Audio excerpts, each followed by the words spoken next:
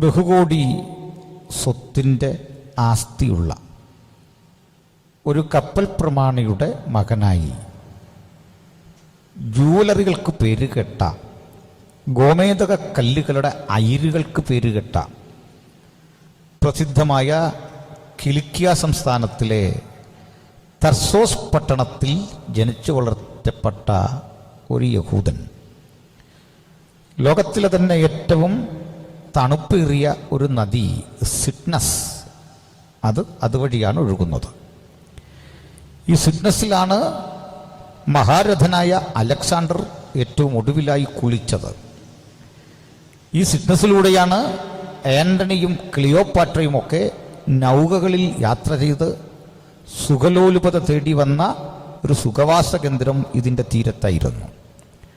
അവിടെ ജനിച്ചു വളർത്തപ്പെട്ട, റോമിലെ ഏറ്റവും മികവുറ്റ ഒന്നാം നിര പൗരത്വം കരഗതമാക്കിയ, എബ്രായ, ഗ്രീക്ക്, ലത്തീൻ സാഹിത്യങ്ങളിൽ അവഗാഹ പഠനമുള്ള, അരാമിക് ഉൾപ്പെടെയുള്ള ശേമ്യ ഭാഷകളിൽ നല്ല പ്രാവീണ്യമുള്ള, ന്യായപ്രമാണ ചിന്തകൾ മാത്രമല്ല കവികളെക്കുറിച്ച്, സാഹിത്യകാരന്മാരെക്കുറിച്ച്, സാമൂഹ്യ പ്രശ്നങ്ങളെക്കുറിച്ച് അവഗാഹം വിലയിരുത്തിയിട്ടുള്ള സെയിൻറ്റ് പോൾ.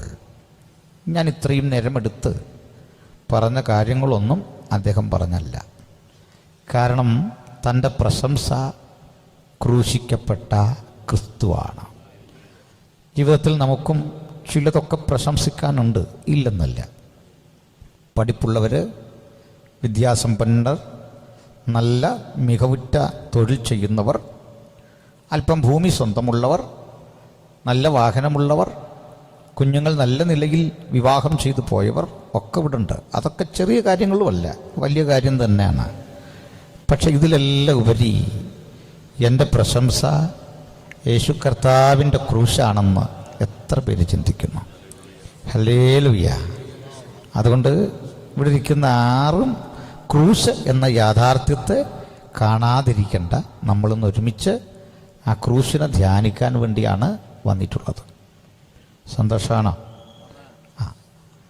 ക്രൂശിനെ ധ്യാനിക്കുക എന്നത് പരമ്പരാഗതമായി ഇത് കേട്ടുവരുന്ന ആൾക്കൊരു വിഷമം പോലെ തോന്നുന്നു. അതിൽ കാര്യമില്ല. ഏതിടത്തും പ്രസംഗിക്കേണ്ട വിഷയമാണ് യേശുവിൻ്റെ ക്രൂശ്.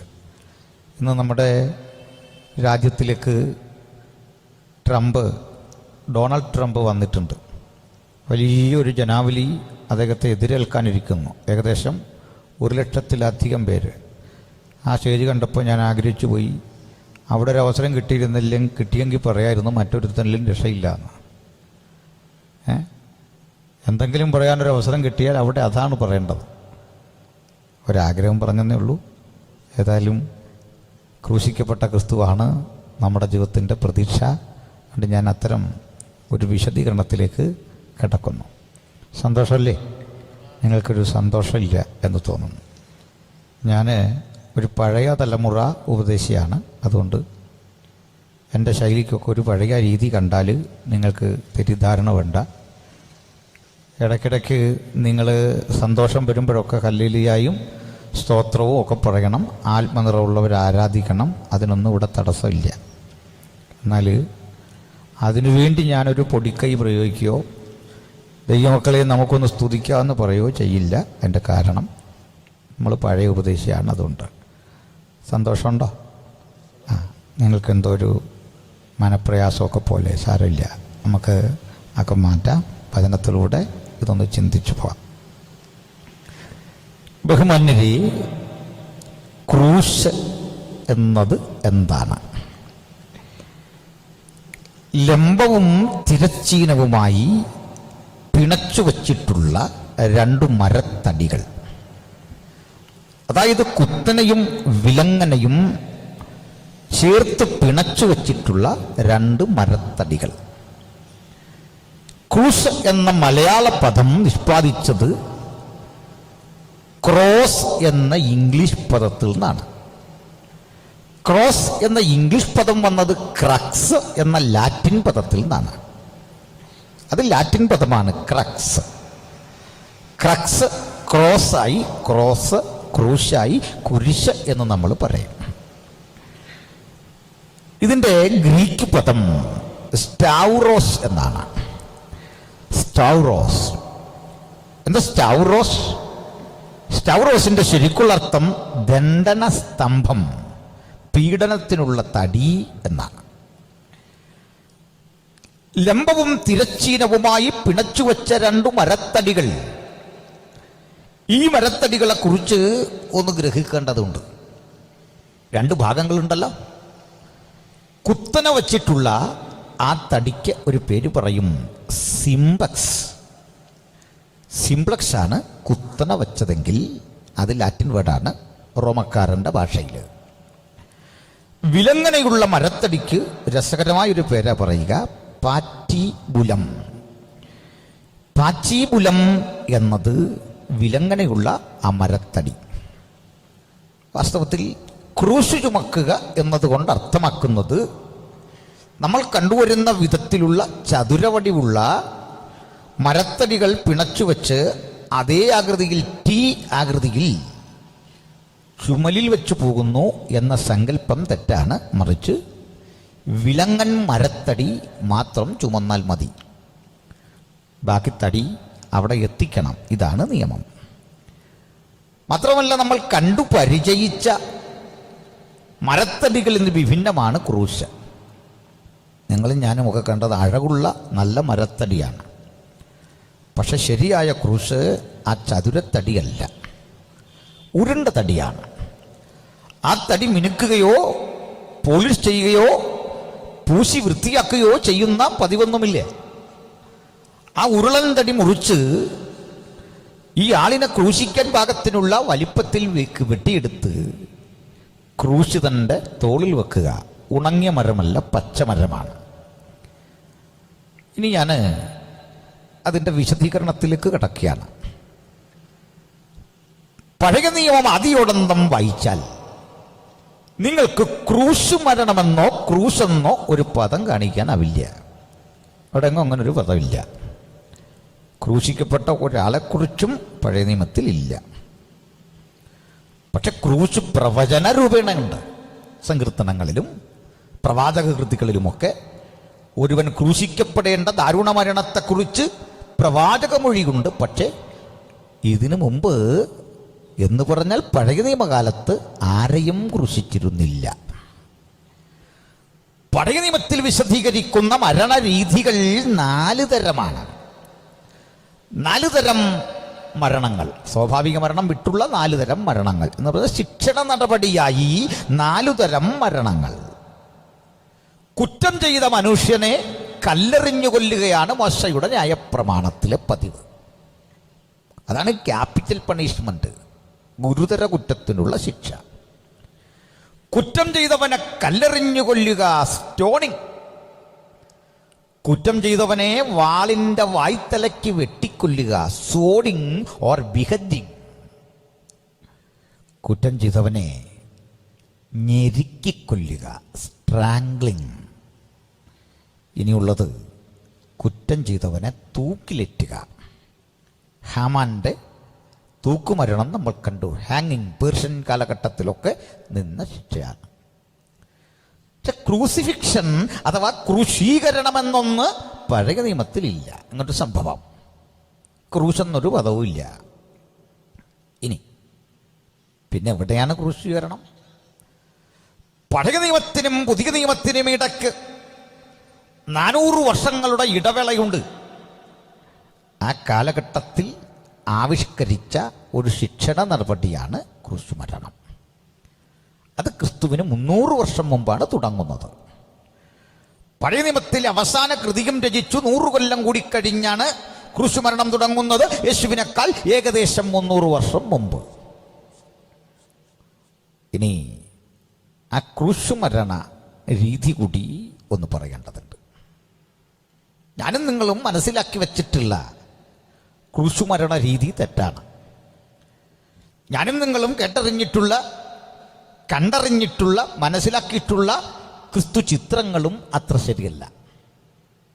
നമ്മൾ കണ്ട ചിത്രങ്ങളിൽ, നമ്മൾ മനസ്സിലാക്കിയിട്ടുള്ള വരകളിൽ, പെയിൻറ്റിങ്ങുകളിലൊക്കെ ഒരു പാശ്ചാത്യ ശൈലിയിലുള്ള വരയാണുള്ളത്. അതൊന്നുമല്ല വസ്തുത. അത് നിങ്ങളാരെങ്കിലും അനുവർത്തിച്ചു വരുന്നൊരു കാര്യം തെറ്റെന്ന് പറയാൻ വേണ്ടിയല്ല, ഞാൻ വസ്തുത പറയുന്നു എന്നുള്ളതാണ്. ഇവിടെ നിന്ന് വചനം കേൾക്കുന്ന ദൈവമക്കൾക്ക് ഒരു കാര്യം ഉറപ്പിക്കാം, നിങ്ങളാരെങ്കിലും ഉൾപ്പെട്ടിരിക്കുന്ന ഒരു സഭയെ ഒരു വിധത്തിലും ചെറുതാക്കി കാണിക്കാനോ കുറ്റം പറയാനോ അല്ല ഞങ്ങൾ നിൽക്കുന്നത്. അത്തരമൊരു അറ്റൻഷൻ്റെ ആവശ്യം ഇവിടെ ഇല്ല. കുറ്റമറ്റ ഒരു പ്രസ്ഥാനവും ഭൂമിയിലില്ല. കുറ്റമറ്റ ഒരുവനേ ഉള്ളൂ, അത് യേശുവാണ്. ആ കാര്യത്തിൽ നമുക്ക് ആർക്കും തർക്കമില്ല. ആ യേശുവിനെ അനുഗമിക്കാനേ ഞങ്ങൾ പറയൂ.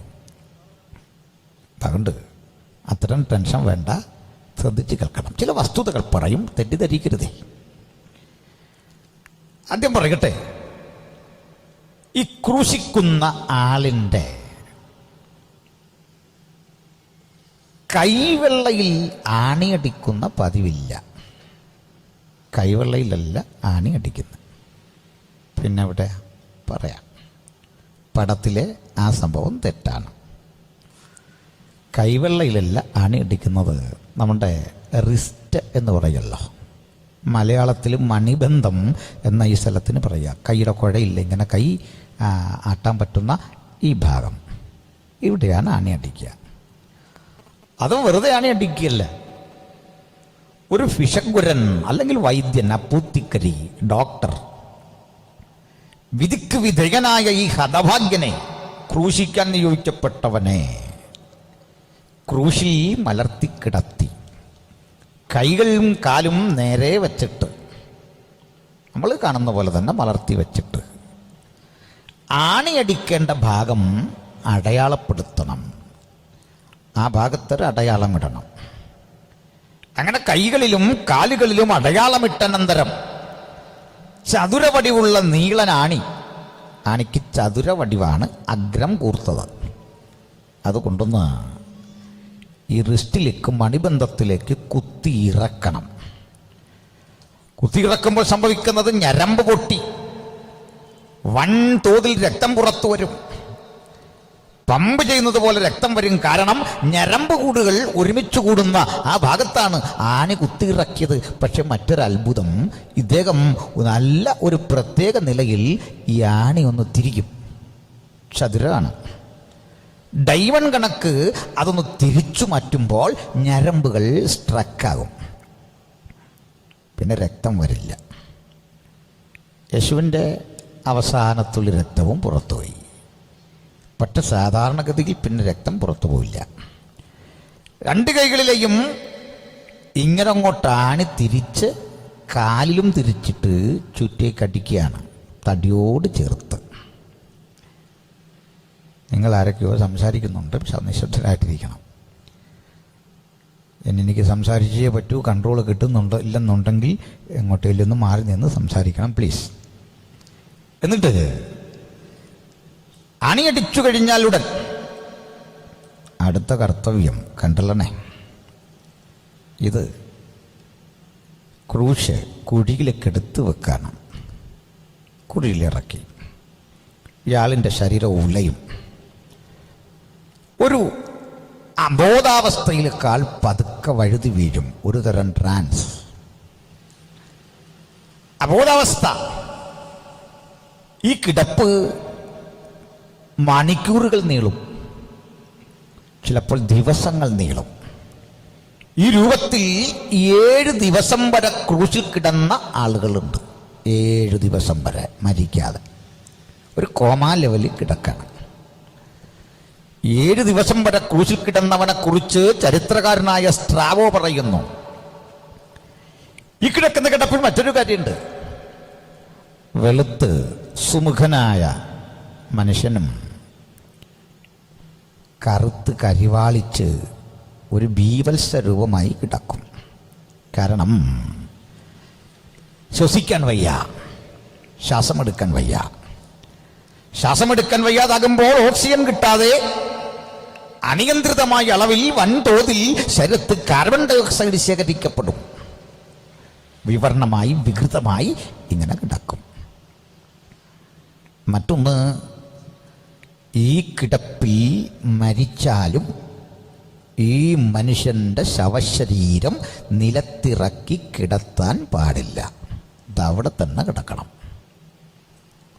അതിന്റെ നിലത്തിറക്കി കിടക്കാൻ പറ്റാത്ത നിലം അഥവാ ഭൂമി രാജ്യം ഭരിക്കുന്ന റോമക്കാരെ സംബന്ധിച്ചിടത്തോളം ഒരു ദേവനാണ് ഭൂമി. ഈ ഹതഭാഗ്യനെ, ഈ ഭീകരനെ, ഈ അശുദ്ധനെ, ഈ അധർമ്മിയെ, ഈ ദുഷ്കർമ്മിയെ ആ ദേവന്റെ വിരിമാറിൽ വെക്കാൻ പാടില്ല. അതവിടെ കിടക്കണം, കുഴിയിലൊന്നും വെക്കരുത്. പക്ഷെ യേശുവിനെ നിലത്തിറക്കി കിടത്തി. കാര്യകാരണങ്ങൾ നമുക്ക് പിന്നാലെ ചിന്തിക്കാം. അടുത്തത്, ഈ ശവശരീരം അഗ്നിക്കിരയാക്കരുത്. എന്തേ കാരണം? അഗ്നി അവർക്കൊരു ദേവനാണ്.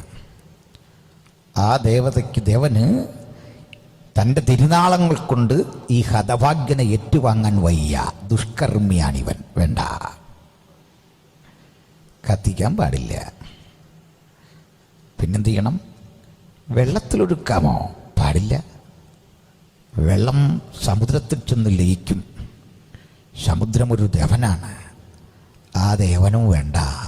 ഈ ഹതഭാഗ്യനെ, ഈ നിർഗുണനെ, ഈ കൊടും കുറ്റവാളിയെ പിന്നെന്ത് ചെയ്യും? പറയാം. ഈ ശവശരീരം ക്രൂശിൽ കിടക്കണം. രാത്രിയിലെ കനത്ത തണുപ്പിൽ ശരീരം വീർത്ത് ചീർത്ത് വികൃതമാകും. പകലിലെ കനത്ത ചൂടിൽ അത് കരിഞ്ഞുണങ്ങും. ഈ ശരീരം കൊത്തിപ്പറിക്കാൻ ആകാശത്തിലെ പറവകൾ വരും. കാക്കയ്ക്കും കഴുകനും നരിച്ചീറുകൾക്കും വേണ്ടി ഇത് മാറ്റിക്കിട്ടിരിക്കുകയാണ്. അവ കൊത്തിപ്പറിക്കും. തല കൊത്തിപ്പറിക്കും, കണ്ണ് കൊത്തിപ്പറിക്കും, ഭീകരമാകും മുഖം കാണാൻ. കവിൾ കൊത്തിപ്പറിക്കും, വയർ കൊത്തിപ്പറിക്കും, കുടൽമാലകൾ തുറിച്ചു താഴെ വീഴും. താഴെ വീഴുന്ന മാംസക്കഷണങ്ങൾക്ക് വേണ്ടി നായ്ക്കളും നരിച്ചീറുകളും കടവാതിലുകളുമൊക്കെ കൊത്തി പറിച്ച് ഒരു ഭീകരാന്തരീക്ഷം. ഇങ്ങനെ ഒരു മരണം എൻ്റെയോ നിങ്ങളുടെയോ വീട്ടിലുണ്ടായാൽ, ഏത് കാരണവുമായിക്കൊള്ളട്ടെ, നമ്മുടെ കുടുംബചരിത്രത്തിൽ ഈ പ്രമേയം ഉൾക്കൊള്ളിക്കുമോ? എൻ്റെ സഹോദരനോ സഹോദരിയോ അപ്പനോ ആരുമാകട്ടൊരാൾക്ക് ഇങ്ങനെ ഹീനമായൊരു മരണം കിട്ടിയാൽ നമ്മൾ ആൾ മരിച്ചു എന്ന് എഴുതൂ, മരണവിധം എഴുതില്ല. ക്യാൻസറാണ്, അല്ലെങ്കിൽ അത്തരം ഒരു രോഗമാണ് എന്ന് തിരിച്ചറിഞ്ഞാൽ പോലും രോഗം ഒളിച്ചു വെക്കുന്ന ദുരാഭിമാനമാണ് നമുക്ക്. മറ്റൊരാൾ അറിയണ്ട എന്നൊരു ചിന്തയാണ്. കേൾക്കുന്ന ചിലർ രോഗിയെ നോക്കി പുച്ഛിച്ചു ചിരിക്കുന്നു. തനിക്കിത് വരില്ല എന്ന് ഉറപ്പാണ് അവനെ അപ്പോൾ ഭരിക്കുന്നത്. അങ്ങനെയുള്ള ലോകത്ത് ഈ ക്രൂശിൽ കിടന്നവനെ കണ്ട് പടയാളികൾ പരിഹസിച്ചു. ദേവാലയം പൊളിച്ചു 3 നാൾ കൊണ്ട് പണിയുമെന്ന് വീമ്പിളക്കിയവനെ ക്രൂശിൽ നിറഞ്ഞു വാ കളിയാക്കി ജൂതന്മാർ. വഴിയാത്രികരൊക്കെ കണ്ട് പരിഹസിച്ചു ഈ കിടപ്പിൽ കിടക്കുന്നവനെ. കാരണം ഇത് കല്ലേറുകൊണ്ടുള്ള ക്ഷണത്തിലെ മരണമല്ല, ഇത് വാളിൻ്റെ വായ്ത്തലയ്ക്ക് വെട്ടി ഒരു നിമിഷം കൊണ്ട് കളകയല്ല, തൂക്കിക്കൊല്ലല്ല.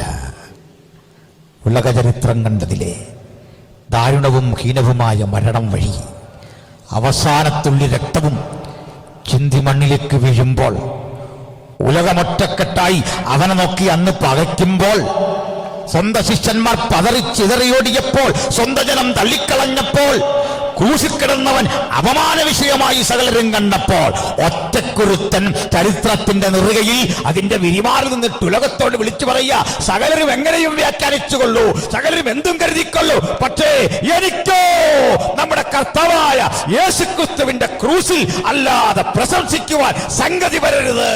ഞാൻ അവനും അവൻ എനിക്കും ഒരുപോലെ ക്രൂശിക്കപ്പെട്ടിരിക്കുന്നു. ലോകം എനിക്കും ഞാൻ ലോകത്തിനും ഒരുപോലെ ക്രൂശിക്കപ്പെട്ടിരിക്കുന്നു. ഇന്ന് രാത്രി ആ ക്രൂശിതനെ ഉയർത്തിക്കട്ടിക്കൊണ്ട് ഒരേ സ്വരത്തിൽ ഒരേ ശബ്ദത്തിൽ ഞങ്ങൾ ലോകത്തോട് വിളിച്ചു പറയട്ടെ, മറ്റൊരുത്തലും രക്ഷയില്ല.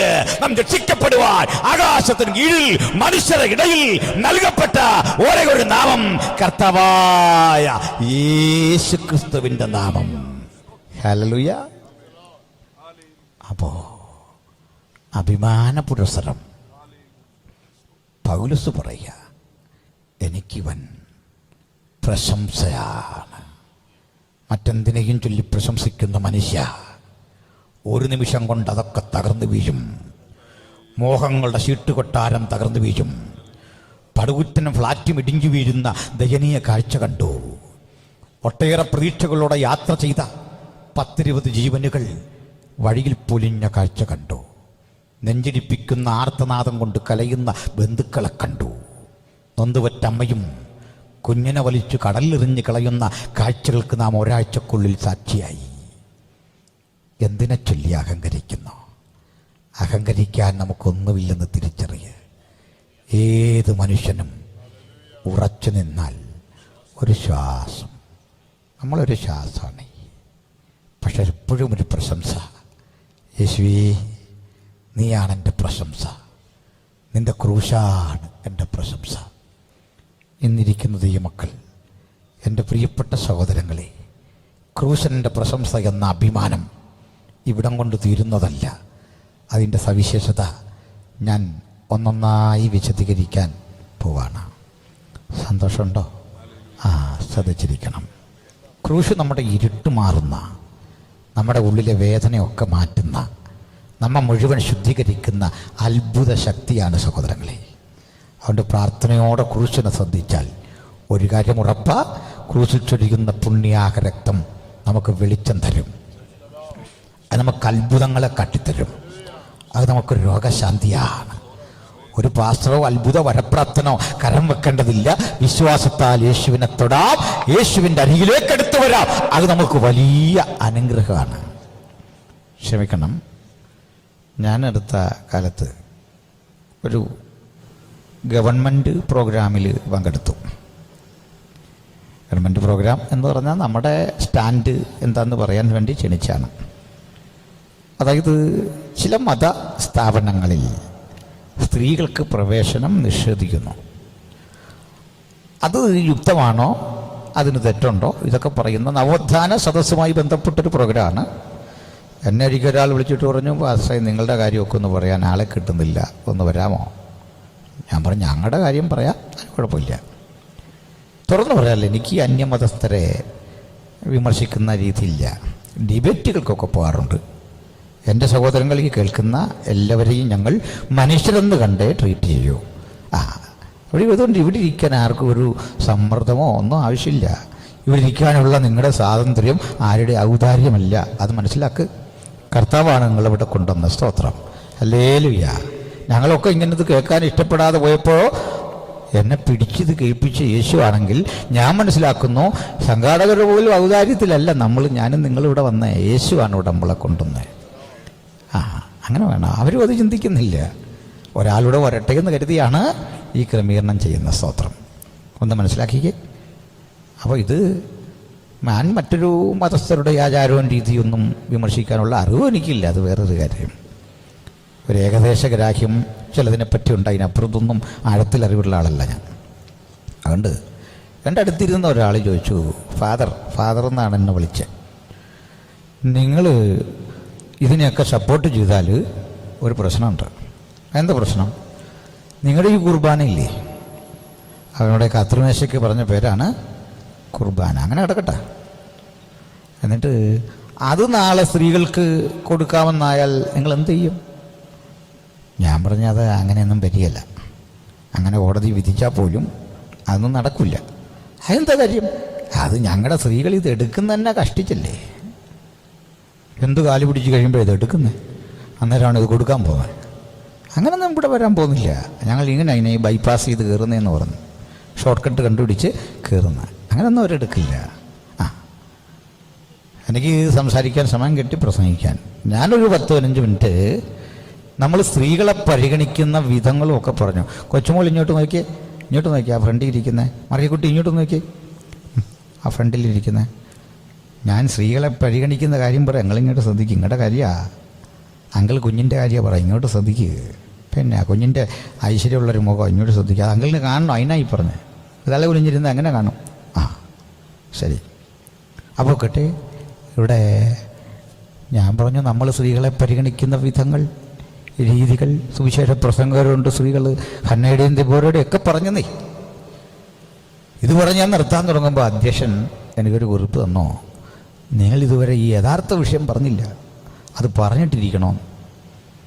കണ്ടോ, നമ്മൾ വേണ്ടെന്ന് വെച്ചാലും ഇത് പറഞ്ഞിട്ടിരിക്കണം. എന്തുവാ? ആചാരങ്ങളുടെ അടിസ്ഥാനത്തിൽ സ്ത്രീകൾക്ക് നിഷേധിക്കപ്പെട്ട തീർത്ഥാടന കേന്ദ്രങ്ങളിലേക്ക് അവരെ പ്രവേശിപ്പിക്കാമോ? ഞാൻ പറഞ്ഞല്ലേ, ഇത് ഇവിടെയും പറഞ്ഞേക്കാം. എൻ്റെ പൊന്നു സഹോദരിമാരെ, അങ്ങനെ ഏതെങ്കിലും മതത്തിൻ്റെ ആചാരങ്ങൾക്ക് അത് ലംഘനമാണെങ്കിൽ നിങ്ങൾ പോകരുത്. അതാണ് എൻ്റെ അഭിപ്രായം. മനസ്സിലായോ? മതം രേഖാമൂലമോ അല്ലാതെയോ സ്ത്രീകൾ ഏതെങ്കിലും ആത്മീക സ്ഥാപനങ്ങളിൽ സമയം അവരുടെ പ്രത്യേക സാഹചര്യങ്ങളിലോ അല്ലെങ്കിൽ ഏതെങ്കിലും രൂപത്തിൽ അങ്ങോട്ട് പ്രവേശിക്കരുതെന്ന് പറഞ്ഞാൽ നിങ്ങൾ പോകരുത്. നിങ്ങൾ ഇങ്ങോട്ട് പോരൂ, നിങ്ങളിങ്ങോട്ട് വാ. നിങ്ങളെ ആരാ വഴി തടയുന്നത്? നമ്മളൊന്ന് കണ്ടു. വെറുതെ വരാനല്ല, ഒഴിഞ്ഞു പോരും. നിങ്ങൾ ഏത് രൂപത്തിലും ഭാവത്തിലും പോയിട്ട് കണ്ടില്ലേ, 17, 18, 20 വയസ്സുള്ള പെൺപിള്ളേർ തലേ പൗഡർ ഇട്ട് പോയിട്ട് കിളവിയാണ് കാണിക്കാൻ പോയിട്ട് ഹർത്താലായി, അടിയായി, ബഹളമായി. ഇതിൻ്റെ എല്ലാം ആവശ്യമുണ്ടോ? നിങ്ങൾ ഇവിടെയുള്ള സൗകര്യമാരെ നോക്ക്. വയസ്സ് 90, ഇപ്പോഴും കളറടിച്ച് PIP മത്സരിക്കല്ലേ. നിങ്ങളിങ്ങോട്ട് വാ. അതാ ഞാൻ പറഞ്ഞേ, പരിഗണിക്കണ്ട. സ്തോത്രം. അതിനൊരു കാരണമുണ്ട്, അവിടെ പറഞ്ഞിട്ട് വരാം. ഇത്തരം പ്രശ്നങ്ങൾ സ്ത്രീകൾ സമൂഹത്തിൽ ആരാകണം, എന്താകണമെന്നൊക്കെ ഉള്ള ചർച്ച നടക്കുമെന്ന് മുൻകൂട്ടി കണ്ടവനാണ് യേശു. അതുകൊണ്ട് തന്നെ ഒരു സ്ത്രീ, അവൾക്ക് ആ ഘട്ടത്തിൽ രക്തസ്രവമുണ്ട്. ആ സ്ത്രീ വന്നു വഴിയോരത്തിങ്ങനെ നിൽക്കുക, യേശു വരുന്നത് കാത്ത്. യഹൂദൻ്റെ ആചാരം അപ്പോഴേ ലംഘിക്കപ്പെട്ടു. യഹൂദന് ഇതൊക്കെ നിഷിദ്ധമാണ്. അങ്ങനെയാണ്. ദാ വരുന്നു യേശു. അവൾക്കെന്തോ മാറാൻ തോന്നില്ല, അവളവിടെ അങ്ങ് നിന്നു.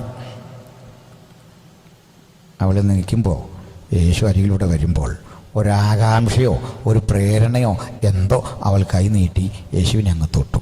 പക്ഷെ കൊണ്ടത് യേശുവിൻ്റെ വസ്ത്രാഞ്ചലത്തിലാണ്.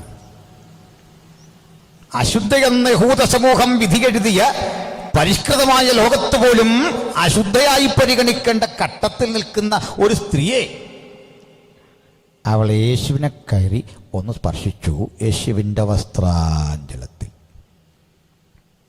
അപ്പോൾ എന്തോ പറ്റി?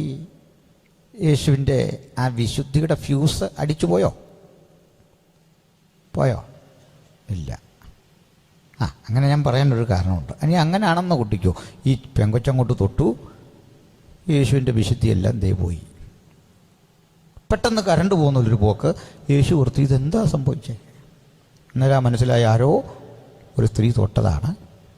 യേശു കരഞ്ഞുകൊണ്ട് പത്രോസിനോട് പറഞ്ഞെന്ന് കുട്ടിക്കോ, പത്രോസേ ഇനി എന്തോ ചെയ്യും? ഞാൻ സ്വർഗത്തിൽ നിന്ന് ഒരു വിധത്തിൽ സംഘടിപ്പിച്ചുകൊണ്ട് വന്ന എൻ്റെ വിശുദ്ധി മുഴുവൻ ഈ വൃത്തികെട്ട പെണ്ണ് കല്ലെറിയാൻ പറയലേ, മതവികാരം വ്രണപ്പെടുകയല്ലേ. മനസ്സിലായോ? ഇനിയിപ്പോൾ ഒന്നുകൂടെ സ്വർഗത്തിൽ പോയി ഇത് റീചാർജ് ചെയ്തുകൊണ്ട് ഞാൻ വരട്ടെ, വെയിറ്റ് പറഞ്ഞോ? ഇല്ല. അതാ യേശുവിൻ്റെ സവിശേഷത. എന്താ കാര്യം എന്നറിയണ്ടേ? അങ്ങനൊന്നും ആരെങ്കിലും തൊട്ടാൽ പോകുന്നല്ല അവൻ്റെ വിശുദ്ധി. ഒന്നുകൂടെ പറയാ. ഞാനിന്ന് മൂവാറ്റുപുഴ ക്ലാസ്സായിരുന്നു. 3:30 മണിക്ക് അവിടുന്ന് തിരിക്കുന്നേ. എന്നോടൊരു സഹോദരൻ ചോദിച്ചു, യേശുവിന് പാപം ചെയ്യാൻ സാധിക്കുമായിരുന്നോ? എന്തെങ്കിലും ഒരു തെറ്റ്? ഞാൻ എൻ്റെ കാര്യകാരണം പറഞ്ഞു കൊടുത്ത് കേട്ടാട്ട്, എടേ ഈ കൊച്ചു കുഞ്ഞുങ്ങൾ നമ്മൾ ഇവരെയൊക്കെ കൊണ്ട് ഈ കൊട്ടാരക്കര വരെ പോയിക്ക്. വഴിയിലൊക്കെ ചിന്തിക്കടയുണ്ട്, അവിടെ പമ്പരമുണ്ട്, അവിടെ PP ഉണ്ട്, അവിടെ സ്ലൈഡുണ്ട്. ഈ കുഞ്ഞുങ്ങൾ പറയും ഇത് മേടിച്ചു തരണമെന്ന്. പണ്ട് നമ്മളിതൊക്കെ മേടിച്ചാ. പക്ഷെ എന്നെ കൂട്ടിക്കൊണ്ട് ഈ പാസ് പോയിട്ട് എനിക്കൊരു പമ്പരം മേടിച്ചു തന്നാൽ ഞാൻ മേടിക്കുമോ? ഞാൻ പറഞ്ഞു വെച്ചാൽ വേണ്ട, ഇരിക്കട്ടെ, നല്ല ഊതാനൊക്കെ നല്ല ഇരിക്കട്ടെ, മേടിക്കുമോ? ഇല്ല. എന്താ കാരണം? എനിക്കിതൊന്നും താല്പര്യമില്ല. ഞാൻ മറ്റൊരു ലോകം കണ്ട് എനിക്കിത് താല്പര്യമാണോ? എൻ്റെ പ്രായം അതിന് മാറി. കുഞ്ഞിനത് ഇൻട്രസ്റ്റാണ്. ഭൂമിയിൽ മനുഷ്യൻ എന്തോ കാട്ടി വിളിച്ചാലും സ്വർഗീയ മഹിമ ആസ്വദിച്ചിട്ട് അത് വേണ്ടെന്ന് വെച്ച് പോയവനെ ഇതൊക്കെ കാട്ടി നമുക്ക് പാപം ചെയ്യിക്കാൻ പറ്റില്ല. പിടികിട്ടിയോ കാര്യങ്ങളുടെ കിടപ്പ്? അതിജീവിക്കേണ്ട വഴി മനസ്സിലായോ? ഹല്ലേലൂയ. അത് വിശദീകരിക്കാൻ നേരമില്ല, പോട്ടെ. അപ്പൊ യേശുവിനെ അവൾ തൊട്ട മാത്രയിൽ അവനിലെ സൗഖ്യം, അവനിലെ ആ വിശുദ്ധിയുടെ ശക്തി ആ സ്ത്രീയിലേക്ക് പുറപ്പെട്ടു. യേശു പറയാ, എങ്കിൽ നിന്ന് ശക്തി പുറപ്പെട്ടു. ഒരു കാര്യം ഉറപ്പാ, ഏതവസ്ഥയിലുള്ളവർക്കും യേശുവിനെ തൊടാം. മാരക രോഗത്തിന്റെ ഇനിയും കരിയാത്ത മുറിപ്പാടുകളുള്ളവർക്ക്, ഹൃദയം നുറുങ്ങിയവർക്ക്, ശരീരത്തിന് മനസ്സിന് ക്ഷതവെറ്റവർക്ക്, പരമ്പരാഗതമായി രോഗം ബാധിച്ചവർക്ക്, കുഷ്ഠരോഗികൾക്ക്, സമൂഹം തള്ളിക്കളഞ്ഞവർക്ക്, ഏതവസ്ഥയിലും ഏത് നിലയിലുമുള്ളവർക്ക് അതേ അവസ്ഥയിൽ വന്നു തൊടാൻ കഴിയുന്ന ഒരുവനേ ഉള്ളൂ. അവന്റെ പേരാണ് കർത്താവായ യേശു. അവനെന്റെ രോഗസൗഖ്യം, അവനെന്റെ അത്ഭുതം, അവനെന്റെ ജീവിതത്തിന്റെ ആത്യന്തിക വിധികർത്താവ്. തകർന്നുടഞ്ഞ നിങ്ങൾക്ക് ജീവന്റെ പുത്തൻ പ്രതീക്ഷകൾ നൽകാൻ കഴിയുന്ന യേശുവിനെ ഞങ്ങൾ ഒരിക്കൽ കൂടി കൊണ്ട് പറയുക, അവനാണ് രക്ഷ, അവനാണ് വിടുതൽ, അവനാണ് നിന്റെ ആത്യന്തിക ജീവിതത്തിന്റെ വീണ്ടെടുപ്പുകാരൻ. അവനിലാണ് നമ്മുടെ പ്രത്യാശ. ആ പ്രത്യാശയും സന്തോഷവും കരഗതമാക്കാതെ ഒറ്റ ഒരാളും ഈ സ്ഥലം വിട്ടു പോകരുത്. ഇതിനു വേണ്ടിയാണ് ഞങ്ങൾ ഇന്ന് ഇവിടെ നിലകൊള്ളുന്നത്. ഹല്ലേലൂയ. അപ്പൊ നമുക്ക് നമ്മുടെ ഉള്ളടക്കത്തിലേക്ക് വരണം.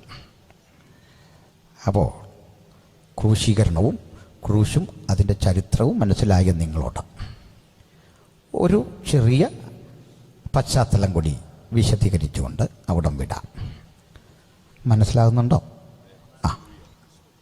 ബഹുമാനരെ, ഈ ക്രൂശ് മരണം ആർക്കാണ് കൊടുത്തതെന്ന് ഇനി പറയുന്നത്. അതിന് ഞാനൊരു കഥ പറഞ്ഞു തുടങ്ങാം. വെറും കഥയല്ല, സംഭവം. റോമൻ ചരിത്രത്തിലെ ഒരു സംഭവം. ആ റോമൻ ചരിത്രത്തിലെ കഥാനായകൻ്റെ പേര് സ്പാർട്ടക്കസ് എന്നായിരുന്നു.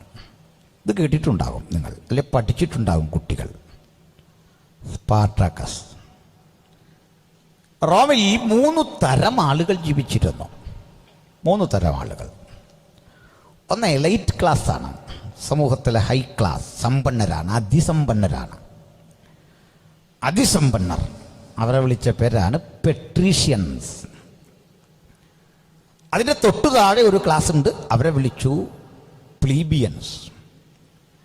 അതിൽ രാജാവിൻ്റെ ചിന്തകളിൽ, തീരുമാനങ്ങളിൽ ഒക്കെ ഇടപഴകാൻ കഴിയുന്ന നിർണായക ശക്തിയുള്ളവരാണ് പെട്രീഷ്യൻസ്. ഇത് ഉന്നത റോമൻ പൗരത്വം. 2ാം നിര പൗരത്വമാണ് പ്ലീബിയൻ. നമ്മുടെ പൗലോസിനും ഒക്കെ ഉണ്ടായിരുന്നത് പെട്രീഷ്യനാണ്. അദ്ദേഹത്തിന് ശിക്ഷ വിധിക്കുന്ന ഗവർണർക്കുമില്ല അന്ന്. അത് അക്കാലത്ത് അദ്ദേഹം വില കൊടുത്തു വാങ്ങിയെന്നാണ് പറഞ്ഞത്. അത്ര ഉന്നതനാണ്. ഇനിയുള്ള 3ാമതൊരു ഗ്രൂപ്പുണ്ട്, അടിമകൾ, ഡൂലോസ്. എണ്ണം കൂടുതലാണ്. ഈ അടിമകളിൽ ഒരുവൻ്റെ പേരായിരുന്നു സ്പാർട്ടക്കസ്. ഇയാളൊരു ചെറുപ്പക്കാരൻ, ശാന്തൻ. ഈ അടിമകൾ ഒത്തിരി ഉണ്ടായിരുന്നു. ഒടുവിൽ ഇവർ ഈ പ്രായമുള്ളവരെ അക്കമഡേറ്റ് ചെയ്യാൻ ഒരു പ്രയാസം വന്നു. നമുക്കൊക്കെ ആണെങ്കിൽ പ്രായമുള്ളവരെ വൃദ്ധസദനമൊക്കെ ഉണ്ട്, അവിടെ അന്ന് അതൊന്നുമില്ല. ഈ അപ്പച്ചനെ ഇവിടെ കൊണ്ട് തട്ടും, കാരണം പണിയെടുക്കാൻ വയ്യ, ഭക്ഷണം കഴിക്കുന്നുണ്ട്. അതുകൊണ്ട് ഈ അടിമയെ പ്രായമായി കഴിഞ്ഞാൽ വേണ്ട.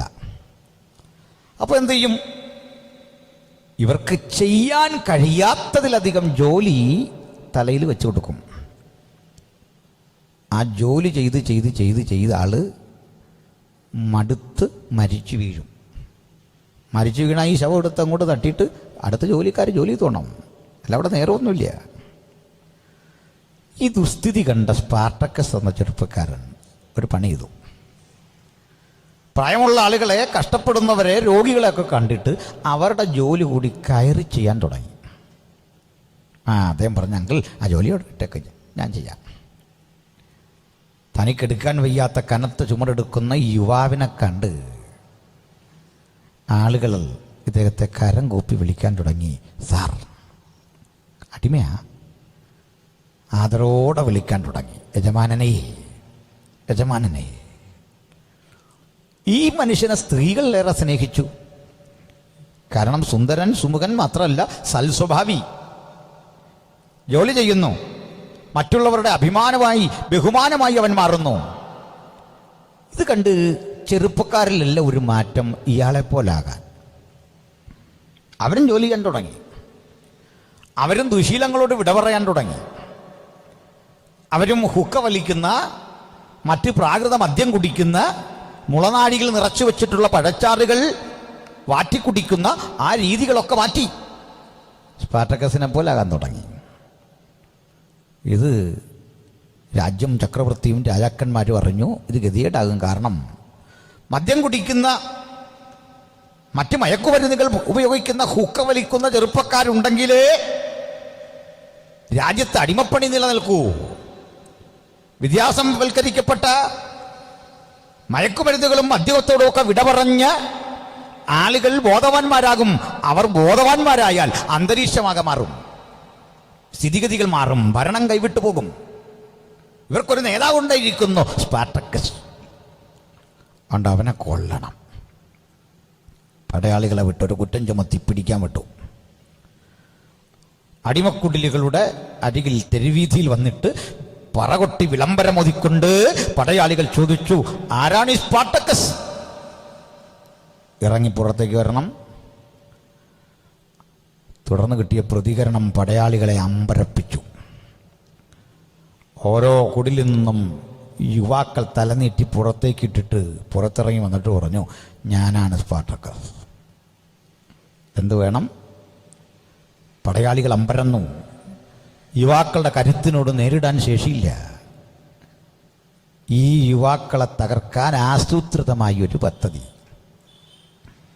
എന്താത്? ഇനി ഒരു വഴിയുള്ളൂ, അവരെ ഉപദ്രവിക്കാൻ പാടില്ല, മറിച്ച് ഇവരുടെ വീര്യം മുഴുവൻ നശിപ്പിക്കണം. ഇത് ഞങ്ങളുടെ PYP സംഘടിപ്പിക്കുന്ന ഒരു യോഗമായതുകൊണ്ട് ഞാൻ ഈ വഴിയൊന്ന് വരുന്നത് ആസ്വദിക്കണം. മദ്യം വേണ്ടാത്ത, പുകവലിക്കാത്ത, ഹുക്ക വേണ്ടാത്ത, അധർമ്മം പ്രവർത്തിക്കാത്ത ഈ ചെറുപ്പക്കാരെ അധർമ്മിയാക്കി മാറ്റണം. ഭരണകൂടത്തിന്റെ ഒരു താല്പര്യം. അതിനെന്ത് ചെയ്തെന്നറിയണ്ടേ? ഇത്തരം ചെറുപ്പക്കാർക്ക് ഇരട്ടി ഭക്ഷണം, നല്ല ജീവിത സുഖ സൗകര്യങ്ങളൊക്കെ കൊടുത്തിട്ട് അവരെ ഇനി ഉപയോഗിക്കുന്ന എന്തിനാന്ന് കേട്ടോ? ആയോധന കല പഠിപ്പിക്കുക, അഭ്യാസം. എന്നിട്ട് രണ്ടാളുകളെ ഒരു ഗോതയിൽ കൊണ്ട് നിർത്തുക. ഇവർ തമ്മിൽ അടിക്കണം, ആയുധമൊക്കെ പ്രയോഗിക്കാം. സീഖ എന്ന് പറയുന്ന ഒരു ആയുധമുണ്ട്. അതൊരു ചെറിയ പിച്ചാത്തി പോലെയാണ്. അത് വെച്ച് മുറിവേൽപ്പിക്കാം, കൊല്ലാം. ഇവർ തമ്മിൽ ഇങ്ങനെ ഏറ്റുമുട്ടുമ്പോൾ രണ്ട് യജമാനന്മാർ തമ്മിൽ പന്തയം. ആരാണ് ജയിക്കുക? കോടികൾ അവന് കിട്ടും. ഇവർ തമ്മിൽ മത്സരിക്കുമ്പോൾ കാണികൾക്കിടയിൽ വാതുവെപ്പ് നടക്കും, ചൂതുകളി. അതിൻ്റെ പേരിൽ പണം പിരിക്കും. ഇവർക്ക് ആവേശം വരാൻ വേണ്ടി എന്താ ചെയ്യുന്നറിയണ്ടേ? മദ്യം നിറച്ചു വെച്ച കുപ്പികൾ, സ്വർണ്ണക്കിഴി, സുന്ദരിമാരായ പെൺകുട്ടികൾ, അവരെയൊക്കെ അർത്ഥനഗ്നരാക്കി സ്റ്റേജിലിരുത്തും. വിജയശീലാളിതന് ഇതൊക്കെ കിട്ടും. കണ്ടോ? ജീവിതത്തിൽ തിരുത്തൽ വരുത്താൻ ശ്രമിച്ചിട്ടും നന്നാകാൻ ശ്രമിച്ചിട്ട് ആ വഴി പോയ ആളുകളെ ഭരണകൂട വ്യവസ്ഥിതി എങ്ങനെ കടമുഴകി അറിയാം എന്ന് ചിന്തിച്ചുകൊണ്ട് നാടിനെ വീണ്ടും മലീമസമായ അന്തരീക്ഷത്തിലേക്ക് വഴിമാറ്റുമ്പോൾ ഞങ്ങൾ PYPയിലൂടെ എന്താ ചെയ്യുന്നതെന്നറിയണ്ടേ സഹോദരങ്ങളെ? ഒരുപക്ഷേ ഇന്ത്യ മഹാരാജ്യം ഇതുവരെ കാണാത്ത സാമൂഹ്യ നവോത്ഥാനമാണ് പെന്തക്കോസ്തിന്റെ യൗവനക്കാർ ചെയ്തുകൊണ്ടിരിക്കുന്നത്. മദ്യപിക്കാത്ത, പുകവലിക്കാത്ത, ലോകവഷളത്വത്തിലേക്ക് പോകാതെ തലമുറയെ പിടിച്ചു നിർത്താനുള്ള വലിയ ബോധവൽക്കരണം. ആ ബോധവൽക്കരണത്തിന് ഞങ്ങൾ കേവലം പ്രസംഗം മാത്രമല്ല, ഞങ്ങൾക്ക് വിധികർത്താവായി, ഞങ്ങൾക്ക് മുൻനിരയായി ഒരു നായകനുണ്ട്. ആ നായകന്റെ പേരാണ് കർത്താവായ യേശുക്രിസ്തു. ആ യേശുവിനെ നോക്കിയ ഞങ്ങളുടെ ജീവിത വ്യവസ്ഥയുടെ മുൻപോട്ടുള്ള ഗമനം അത് പറഞ്ഞെനിക്ക് ബോധ്യപ്പെടുത്തണം. ഞങ്ങൾ ഈ പ്രവർത്തനത്തിന് അങ്ങോട്ട് തുടക്കം കുറിച്ചില്ലേ വർഷങ്ങൾക്കപ്പുറത്ത്.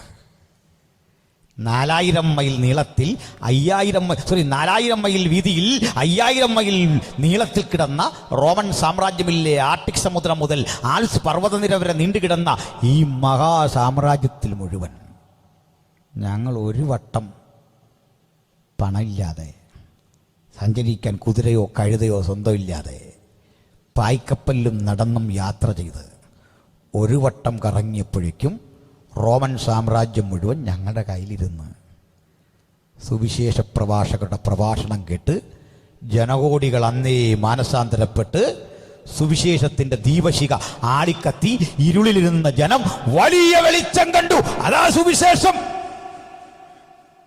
അങ്ങനെയാ റോമർക്കുമൊക്കെ ലേഖനം എഴുതുമ്പോൾ പറയുക പൗലോസ്ലീഹ, മുഴു ലോകവും പാപത്തിന്റെ കീഴിൽ, മുഴു ലോകവും പാപത്തിന്റെ കീഴിൽ ഇരിക്കെ ആ പാപത്തിൽ നിന്ന് രക്ഷിക്കാൻ കർത്താവായ യേശു കാൽവറിയുടെ കൊലമരത്തിൽ തന്റെ പ്രാണനെ അർപ്പിച്ചു. ആ മഹാസംഭവം ലേഖനങ്ങളിലെല്ലാം വിശദമായി പൗലോസ് പറയുക എങ്ങനെയാ ഈ നാടിന്റെ സ്ഥിതിയെ മാറ്റിയതെന്ന്. നമുക്ക് സ്പാർട്ടക്കസിലേക്ക് വരണം. കുറെ കഴിഞ്ഞ് യുവാക്കളെ ദ്വന്ദ്വയുദ്ധം മാത്രമല്ല, മൃഗങ്ങളോട് ഏറ്റുമുട്ടാൻ വിട്ടു, കാളക്കൂട്ടിനോട്. അത് നമ്മുടെ പൗലോസ് പറയുന്നില്ലേ, ഞാൻ എഫസോസിൽ വെച്ച് മൃഗയുദ്ധം ചെയ്തത് വെറും മാനുഷ്യമെന്ന് വരികിൽ. പൗലോസ് ഇങ്ങനെ പോയി യുദ്ധം ചെയ്തു എന്നല്ല, അക്ഷരാർത്ഥമൊന്നുമല്ല. പക്ഷെ ഇതൊരു സംഭവം. ഈ കൂടെ അടിമകൾ മടുത്തിട്ട് ജീവിതത്തിൻ്റെ പ്രതീക്ഷകൾ നഷ്ടപ്പെട്ട് തരം കിട്ടുമ്പോഴൊക്കെ യജമാനനെ കൊല്ലും. തരം കിട്ടുമ്പോഴൊക്കെ യജമാന സ്ത്രീകളെ ഉപദ്രവിക്കും, കുഞ്ഞുങ്ങളെ കൊല്ലും. വൃത്തിഹീനങ്ങളായ ജീവിതചര്യകൾ, സ്വവർഗരതി പോലെയുള്ള തിന്മകൾ അന്നുണ്ട്. റോമർക്കെഴുതിയ ലേഖനത്തിൽ അത് പറയുക, അന്യോന്യം ആണോടാൺ അവലക്ഷണമായി ഇത് ചെയ്തു. അതൊക്കെ പ്രാകൃത സംഭവങ്ങളാണ് റോമിൽ നടമാടിയത്, പുതുമയില്ല. അപ്പോൾ ഇന്ന് അതൊക്കെ നമ്മുടെ പാർലമെൻറ്റ് പാസ്സാക്കുമ്പോൾ ഏതോ വലിയൊരു നേട്ടം പോലാണ് പറയുന്നത്. പക്ഷെ പ്രാകൃതമായ യുഗത്തിലേക്ക് ലോകം തിരിച്ചു പോവുക. മൃഗതുല്യരാകല്ല, മൃഗവും ചെയ്യാത്ത വൃത്തിഹീനതയിലേക്ക് ലോകത്തെ തിരിച്ചു കൊണ്ടുപോകുന്നു പരിഷ്കൃത യുഗം. കേൾക്കുന്നുണ്ടല്ലോ കാര്യങ്ങൾ. ഞാൻ ആ വഴി പോകുന്നില്ല അധികം. സഹോദരങ്ങളെ പറയട്ടെ, അങ്ങനെ യജമാനനെ കൊല്ലുന്ന, യജമാനൻ്റെ സ്ത്രീയെ വഷളാക്കുന്ന, മക്കളെ കൊല്ലുന്ന, കന്നുകാലികളെ ഭക്ഷിക്കുന്ന ഈ അടിമകൾക്കൊരു പേരിട്ടു, അധർമ്മികൾ, പാപികൾ, നീചന്മാർ. ഇങ്ങനൊരു കുറ്റം കണ്ടാൽ അവന് കൊടുക്കുന്ന ശിക്ഷയാണ് ക്രൂശുമരണം. മനസ്സിലായല്ലോ? നമ്മുടെ കർത്താവിനെ അധർമ്മികളുടെ കൂട്ടത്തിൽ എണ്ണി. പാപമറിയാത്തവനെ, പരിശുദ്ധനെ, സ്വർഗീയ മഹിമയിൽ വിരാജിച്ചവനെ, ലോകാരംഭത്തിന് മുമ്പ് പിതാവിനോട് സമത്വമുണ്ടായിരുന്നവനെ, കന്യകാചരണ സമയം വരെ പിതാവിനോട് ചേർന്നിരുന്നവനെ, നിത്യതയുടെ കാരണഭൂതനെ, സകലത്തെയും സൃഷ്ടിച്ചവനെ, ഉളവാക്കിയവനെ, പാപമറിയാത്തവനെ, പരിശുദ്ധനെ അധർമ്മികളുടെ കൂട്ടത്തിൽ എണ്ണുന്ന ആ പ്രവൃത്തിയുടെ കാരണം അവൻ പാപിയായിട്ടല്ല. പിന്നെയോ ക്രിസ്തുവോ നാം പാപികളായിരിക്കുമ്പോൾ തന്നെ നമുക്ക് വേണ്ടി തന്റെ പ്രാണനെ അർപ്പിച്ചുകൊണ്ട് പ്രായശ്ചിത്ത യാഗമായി തീരാൻ ഇഹലോകത്തിലേക്ക് ജഡം ധരിച്ചിറങ്ങി വന്ന അത്ഭുത പുരുഷനാണ് ക്രിസ്തു. അതുകൊണ്ട് ആ ക്രൂശുമരണത്തിന്റെ കാര്യകാരണങ്ങളിലേക്ക് ഇനി നമ്മൾ പോകുകയാണ്. പ്രിയരേ, യേശുവിനെ കുറ്റം ചുമത്തി വിസ്തരിക്കുന്നു. എന്തിനാ വിസ്തരിക്കുന്നത്? യേശുവിൻ്റെ പേരിൽ കുറേ കുറ്റമെല്ലാം ഉണ്ട്. ആ കുറ്റം മതകോടതിയിൽ ചർച്ച ചെയ്യുക. അതുകൊണ്ട് പറഞ്ഞേക്കാം, ഞങ്ങളുടെ സഭകളിൽ ഒരാളുടെ പേരിലൊരു കുറ്റം കണ്ടാൽ, ചെറിയൊരു കുറ്റം പോലും അറിഞ്ഞാൽ കാര്യമായിട്ടെടുക്കും. ഉദാഹരണം, പുകവലിക്കുന്ന ഒരാളെ കണ്ടാൽ ഒരു കാര്യം ഞാൻ ഉറപ്പ് പറയാം, ഞങ്ങളുടെ കൂടെ ഒന്നും അങ്ങനെ ഒരാൾക്ക് അങ്ങനെ തുടർന്ന് ജീവിക്കാനൊന്നും പറ്റില്ല. അത് ഉപേക്ഷിക്കാതെ എളുപ്പമല്ല. മദ്യപിക്കുന്ന ഒരാൾക്ക് ഈ സമൂഹത്തിൻ്റെ കൂടെ അങ്ങനൊന്നും ജീവിച്ചു പോകാൻ കഴിയില്ല. രഹസ്യമായിട്ട് ചെയ്യുന്നവരില്ലെന്നൊന്നും പറയാൻ പറ്റില്ല.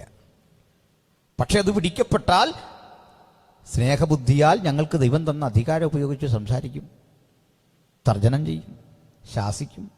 അതിനപ്പുറത്ത് കോർട്ടിലെ അധികാരമൊന്നും നമുക്കില്ല. പക്ഷെ പണ്ടങ്ങനല്ല. മതകോടതി വിളിച്ച് കുറ്റം ചെയ്യുന്നവനെ, പ്രമാണം ലംഘിക്കുന്നവനെ കേട്ടില്ലേ കല്ലെറിഞ്ഞു കൊല്ലാം. മനസ്സിലായോ? അതായിരുന്നു പണ്ട്. യേശുവിൻ്റെ പേരിൽ കുറ്റം ചുമത്തി യേശുവിനെ കൊണ്ടുവന്നു. അന്നാസും കയ്യഫാവിടെ വിസ്തരിച്ചപ്പോൾ കുറ്റം കാണാൻ പറ്റുന്നില്ല. ഇതെല്ലാം ചെറിയ കേസാണ്. കുറ്റത്തിൻ്റെ ഗൗരവമനുസരിച്ച ശിക്ഷയുടെ ഗ്രാവിറ്റി. അങ്ങനെയല്ലേ? ഹെൽമറ്റ് ഇല്ലാതെ ഒരാൾ യാത്ര ചെയ്തു. പിന്നെ ഈ പോലീസിനെ കണ്ട് ഇങ്ങനെ പോയി കുഴി വീണ് ചാകേണ്ട കാര്യമില്ല. നിന്നെ തൂക്കിക്കൊല്ലാനൊന്നും പോകുന്നില്ല, പ്രാണം പോകാതിരിക്കാൻ പറഞ്ഞാ. ഇങ്ങനെ ഓടിപ്പോകണ്ട. അതിനൊരു ശിക്ഷ എഴുതി വെച്ചിട്ടുണ്ട്, അതേ കിട്ടുള്ളൂ. മനസ്സിലായോ? അല്ലാതെ ഹെൽമറ്റ് ഇല്ലാതെ വണ്ടി ഓടിച്ചു എന്നും പറഞ്ഞ് നമ്മളെ കൊണ്ട് 10 കൊല്ലം ജയിലൊന്നും ഇടത്തില്ല. പോയി ചാകണ്ട, അവിടെ പതുക്കെ വണ്ടി നിർത്തി ശിക്ഷ ഏറ്റുവാങ്ങ്. എന്നിട്ട് നാളെ ആവർത്തിക്കാതിരിക്കുക. പിടി കിട്ടിയോ? കുറ്റത്തിൻ്റെ ഗൗരവം അനുസരിച്ചാണ് ശിക്ഷയെന്ന് മനസ്സിലായില്ലേ? കുറ്റത്തിൻ്റെ ഗൗരവത്തിനാ ശിക്ഷ.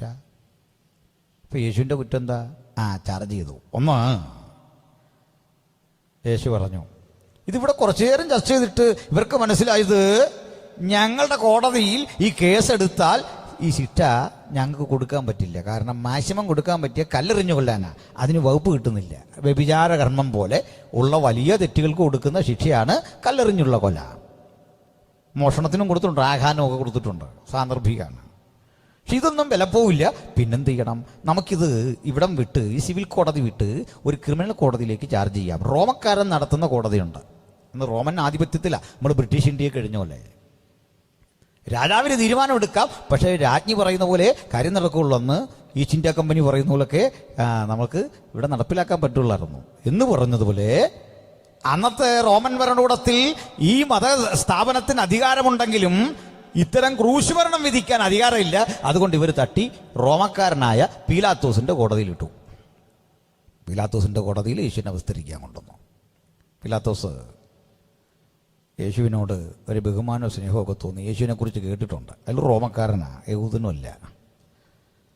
പീലാത്തോസിനെ കുറിച്ചൊരു പാരമ്പര്യം പറയുന്ന നല്ല മദ്യപാനിയാണെന്നാണ്. ചെറിയൊരു ബോധമുണ്ട്. അപ്പോൾ അങ്ങനെ പീലാത്തോസിനെ കൊണ്ട് നിർത്തി കുറ്റം ചോദിച്ചു. എന്താ ഇതിൻ്റെ പേരിലുള്ള കുറ്റം? അത് സാറേ, ഇവനെ ഞങ്ങളുടെ പള്ളി പൊളിച്ച് 3-ാം നാൾ കൊണ്ട് പണിയും എന്ന് പറഞ്ഞു. അപ്പം അതൊരു കുറ്റമാണോ? അപ്പം ഞാനിവിടെ ഒന്ന് ചോറ ഈ സെക്രട്ടേറിയറ്റ് പൊളിച്ചിട്ട് അതൊന്ന് വൃത്തിക്ക് പോണതാ കൊള്ളാമെന്ന് എനിക്കൊരാഗ്രഹമുണ്ട്. എൻ്റെ ഈ ആഗ്രഹം ഇവിടെ ഇരിക്കുകയല്ല, നടക്കുമോ? അതിനൊന്നും ഇവിടെ ശിക്ഷയൊന്നും വരികയില്ല. ഒരു അഭിപ്രായം പറഞ്ഞതിനെ ശിക്ഷിക്കണോ? പീലാത്തോസ് പറഞ്ഞു കാണും, ഏതായാലും പണിയാവുന്നല്ലേ പറഞ്ഞേ. അത് പൊട്ട സാരമില്ല, വേറെ വല്ലതും ഉണ്ടോ? അപ്പോൾ ഒരുത്തൻ പറഞ്ഞു, ഇവനെ കൈസർക്ക് നികുതി കൊടുക്കരുത് എന്ന് പറഞ്ഞു. പീലാത്തോസ് അടുത്തിരിക്കുന്ന രാജസക്കാരനോട് ചോദിച്ചു, ഇങ്ങനെ നികുതി കിട്ടിയിട്ടുണ്ടോ നോക്കി. പേജ് മറിച്ച് നോക്കി പറഞ്ഞു, കഴിഞ്ഞ ആഴ്ച ഇവനും പത്രോസും കൂടെ കൊണ്ട് നികുതി അടച്ചു, ദൈവം രസീതുണ്ട്. വിലപ്പോകുന്നില്ല, നടക്കുന്നില്ല. ഇങ്ങനെ ഒത്തിരി നേരം നിന്ന കോടതി ചിലവ് സഹിതം കേസ് തള്ളും. കേസും കൊണ്ട് പോയവൻ്റെ കാര്യം അധോഗതിയാകും. കോടതി പിരിയുന്നത് വരെ അവിടെ നിന്നോളാൻ പറയും കുറഞ്ഞ വർഷം. ഇപ്പം നേരം കളയാണോ? വേണം സീരിയസ് ആയ സ്ഥലത്ത് ഇതും കൊണ്ട് വന്നിരിക്കുകയാണോ? പ്രശ്ന. അങ്ങനെ ഇരിക്കെ ഒരുത്തനൊരു കുരുട്ട് ബുദ്ധി. അവൻ പറഞ്ഞു, അവൻ രാജാവ് എന്ന് പറഞ്ഞു. ജനവികാരം അമിതമായപ്പോൾ പറഞ്ഞു, ഒരു 10, 50, 40 ചാട്ടവാറടി കൊടുത്തേക്കാൻ പറഞ്ഞു. 40 ചാട്ടവാറടി തന്നെ ഗുരുതര ശിക്ഷയാണ്.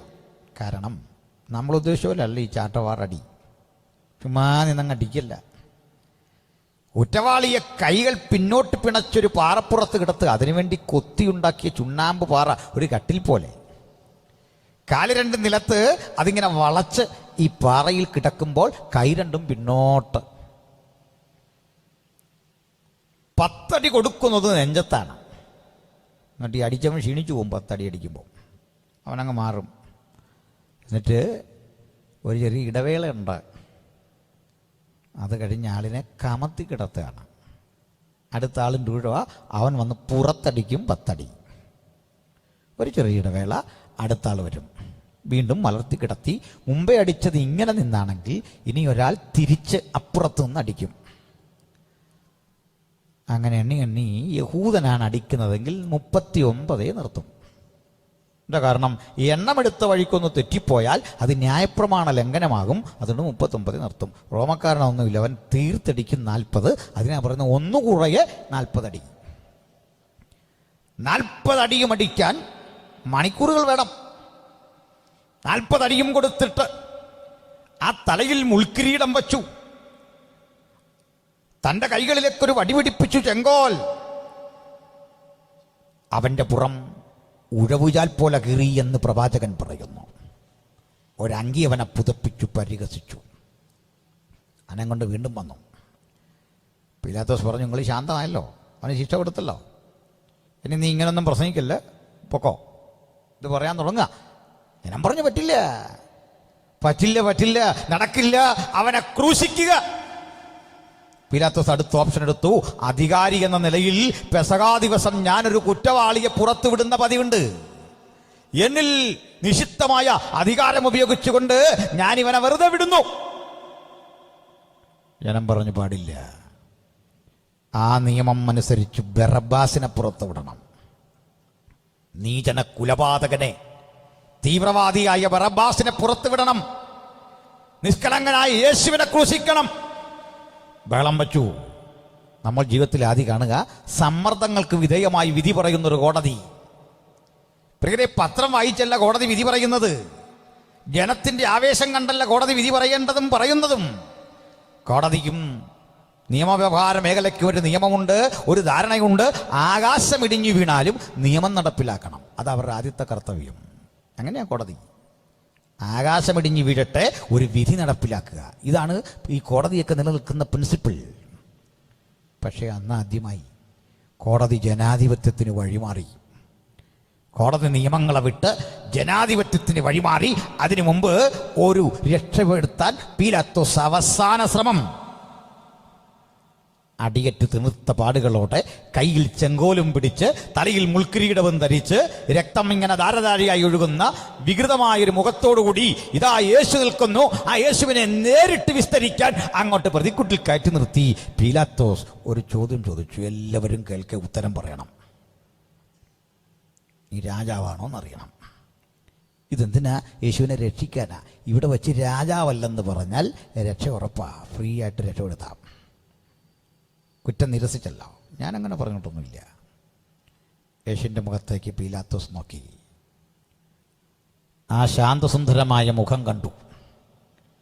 എന്നിട്ട് ചോദിച്ചു, ഓ യേശൂസ് നാസറിൻ ഉയൗ ഔസേഫ് ഒഹൈ മീ ബെസേലിയൂസ്. അല്ലയോ നസ്രയനായ യേശുവേ, യോസെഫിൻ്റെ പുത്ര, അഹൈ മീ ബെസേലിയൂസ്, പറയൂ, നീ രാജാവാണോ? യേശുവിൻ്റെ മറുപടി രസകരം. ഇവിടെ എന്താ പറഞ്ഞാൽ മതി? കുറ്റം നിരസിച്ചാൽ ഈസിയായിട്ട് രക്ഷപ്പെടാം. സാങ്കേതികമായിട്ടെങ്കിലും കുറ്റം നിരസിച്ചാൽ മതിയല്ലോ. അതിപ്പോൾ ഞാനാണേ പറഞ്ഞേനെ, അതാച്ചാ ഞാൻ രാജാവാന്നൊക്കെ പറഞ്ഞു, പക്ഷെ അച്ഛൻ ഉദ്ദേശിച്ചല്ല. ഒരു പ്രസംഗമില്ല വെച്ചാൽ അതിനകത്തൊരു ആവേശം കയറിയപ്പോൾ രാജാവെന്നോ മന്ത്രിന്നോ കളക്ടറെന്നോ ഒക്കെ നമ്മൾ പറഞ്ഞു. അതിപ്പോൾ അതൊക്കെ സീരിയസ് ആയിട്ട് എടുത്തു കഴിഞ്ഞാൽ എത്ര പേരെ കൊല്ലണം. അതുകൊണ്ട് അച്ഛൻ തന്നെയാണ് രാജാവ്. ആ മുഖശ്രീ കണ്ടില്ലേ? ഞാൻ രാജാവൊന്നുമല്ല. ഇത്രയും പറഞ്ഞാൽ മതി. പീലാത്തോസ് പറയും, ആ നീലി ഇറങ്ങിപ്പോക്കോ, ഈ മേലാൽ ഈ കേസും കൊണ്ട് ഒരാളും കറങ്ങരുത്, അവൻ രാജാവല്ലെന്ന് പറഞ്ഞല്ലോ, പോക്കാട്ട്. ക്രൂശിക്കാൻ വകുപ്പില്ല. അങ്ങനെയാണെങ്കിൽ ഇന്ന് ഈ യോഗ കൂടെ നടക്കില്ല എന്ന് മനസ്സിലായോ? യേശുവേ, കൊലക്കത്തി കണ്ടും കല്ലേറ് കണ്ടും വടിവാള് കണ്ടും ക്രൂശ് കണ്ടുമൊന്നും നീ തിരിച്ചു പോകാത്തവനാ. കാരണം മരണത്തിന് മരണം വിധിക്കാൻ വന്ന, സാത്താന്യ ശക്തിയുടെ തല തകർക്കാൻ വന്ന നിന്റെ മുമ്പിലേക്ക് മരണമെന്ന യാഥാർത്ഥ്യം കടന്നു വന്നപ്പോൾ നെഞ്ചു വിരിച്ചേറ്റെടുത്ത് മരണത്തിന്റെ വിധി പറഞ്ഞവൻ നീയാ. അതുകൊണ്ട് അഭിമാനപുരുഷരം ഞങ്ങൾ നിന്നെക്കുറിച്ച് പ്രസംഗിക്കുന്നത് അവന്റെ രക്തത്തിൽ അതിക്രമങ്ങളുടെ മോചനം എന്ന വീണ്ടെടുപ്പുണ്ട്. പീലാത്തോസിന്റെ മുഖത്തേക്ക് നോക്കി യേശു പറഞ്ഞു, ഓ പീലാത്തോസ്, റോമൻ പ്രൊക്യുറേറ്റർ, മീ പീലാത്തോസ്. അർത്ഥം എന്താണെന്നറിയണ്ടേ?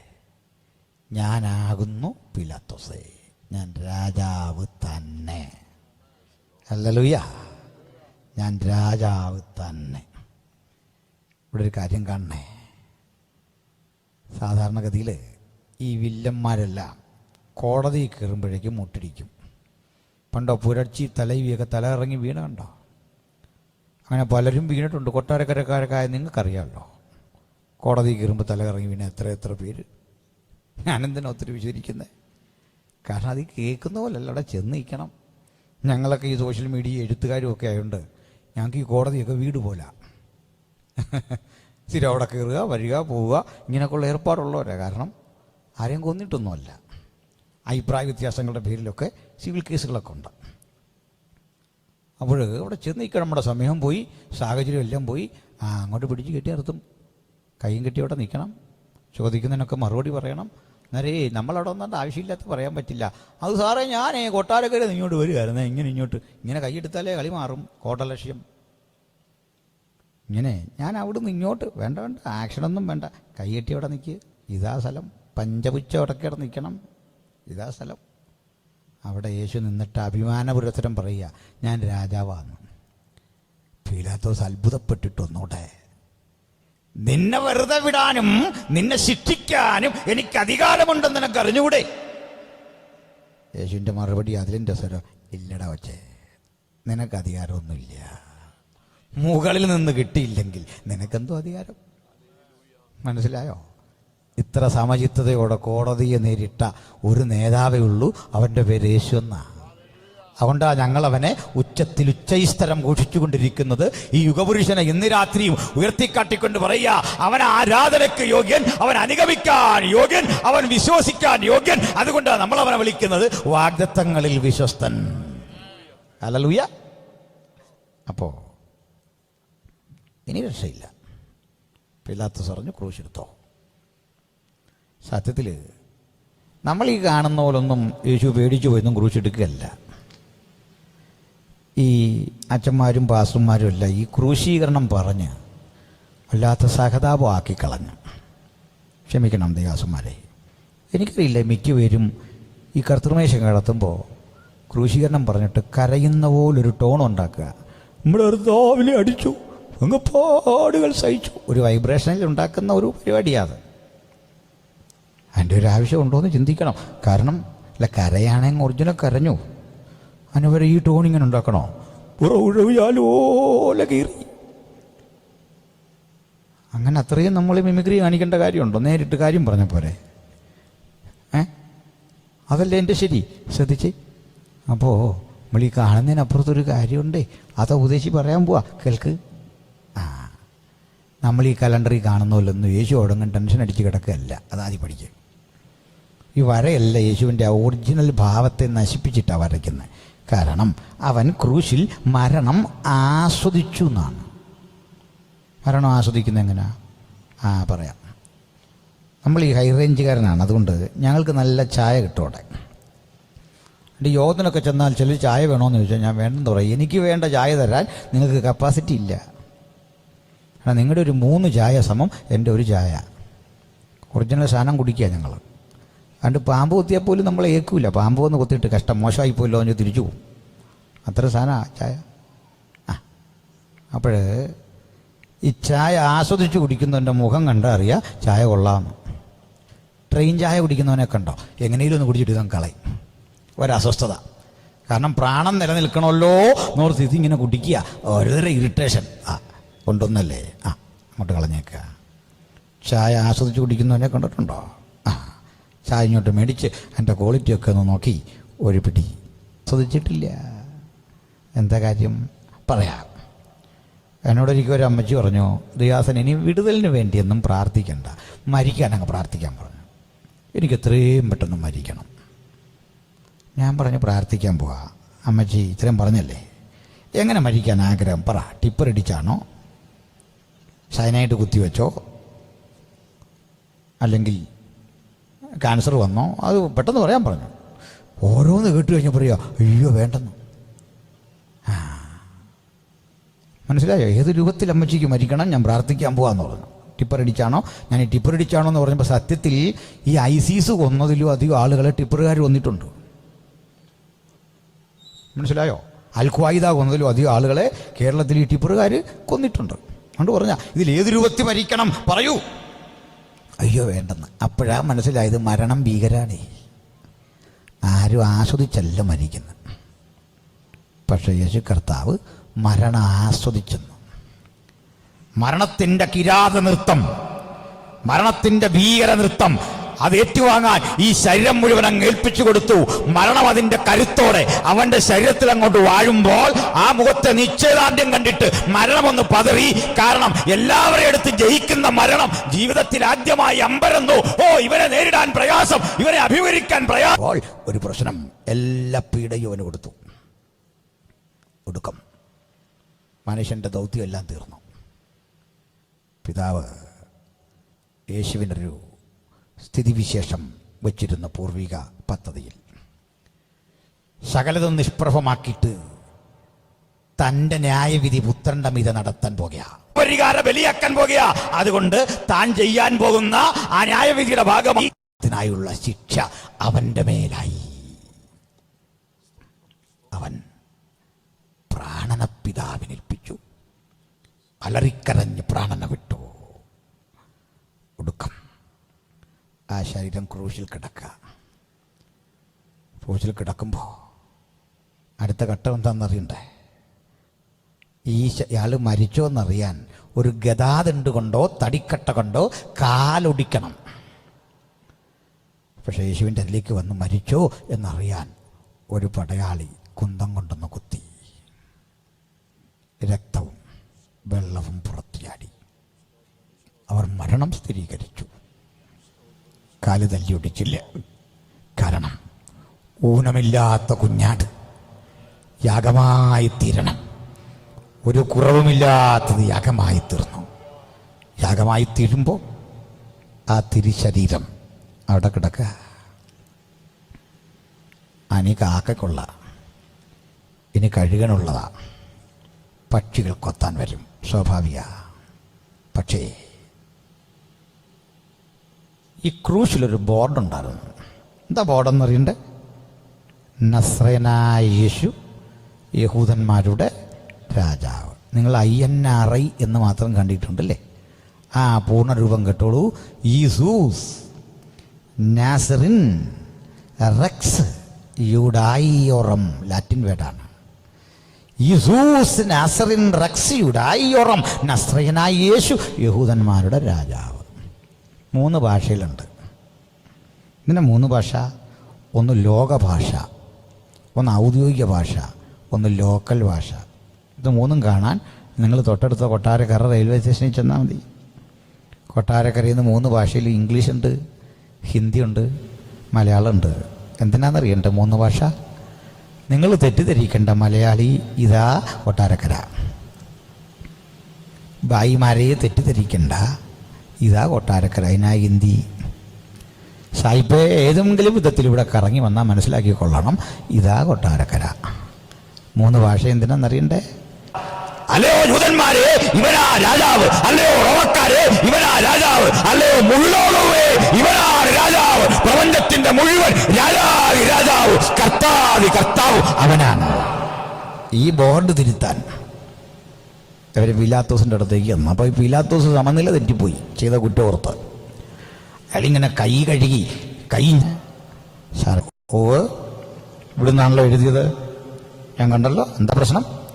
അവിടെ ഒരു സാധനം വിട്ടുപോയി, അത് നമുക്കൊന്ന് ചേർക്കണം. എന്താ ചേർക്കണ്ടേ? നസ്രയനായ യേശു യഹൂദന്മാരുടെ രാജാവെന്നേ ഉള്ളൂ. അത് ആൾക്കാരൊക്കെ വായിക്കുമ്പോൾ ഞങ്ങൾക്കൊരു നാണക്കേട്. ഇങ്ങനെ കിടക്കുന്നവനാണോ ഞങ്ങളുടെ രാജാവ്? ഒരു കഷ്ടം, ഒരു നാണംകെട്ട ഏർപ്പാടായി പോയി. ഇതിൻ്റെ താഴെ എഴുതണം എന്ന് ഇവൻ പറഞ്ഞു.